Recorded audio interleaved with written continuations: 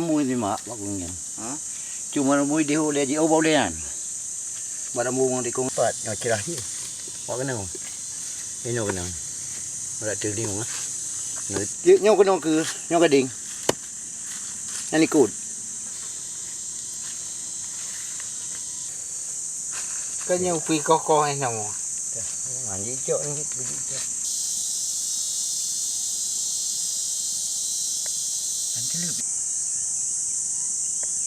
Yang kada gajah kena betah gading. Punya. Aku dengar bawa cok. Bawa ino si jauh cok dia. Bangke kaberi. Aku nak nak dia di orang luar. Iko.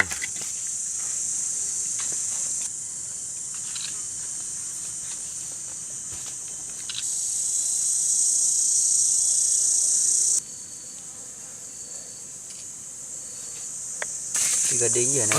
Nanti ngai umpang.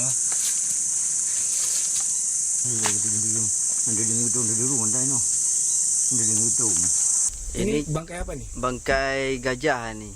Bangkai gajah yang sudah mati, yang kira-kira sekitar 2 bulan yang lalu ini. Itu kenapa dia bisa mati, Pak? Perkiraan kalau kita lihat dari bekas jejak bangkainya itu mungkin gajahnya ini diambil gading, entah mungkin apa diburu ataupun yang pastinya dari bentuk kita lihat bangkainya ini ada gadingnya yang sudah diambil nih. Itu untuk sementara dibunuh dengan cara apa nih, Pak? Perkiraan kita kalau kita lihat di bekas bangkainya itu ada yang bekas kena peluru mungkin. Oh begitu, Pak ya. Ya. Oke, Pak. Terima kasih, Pak ya. Oh ya.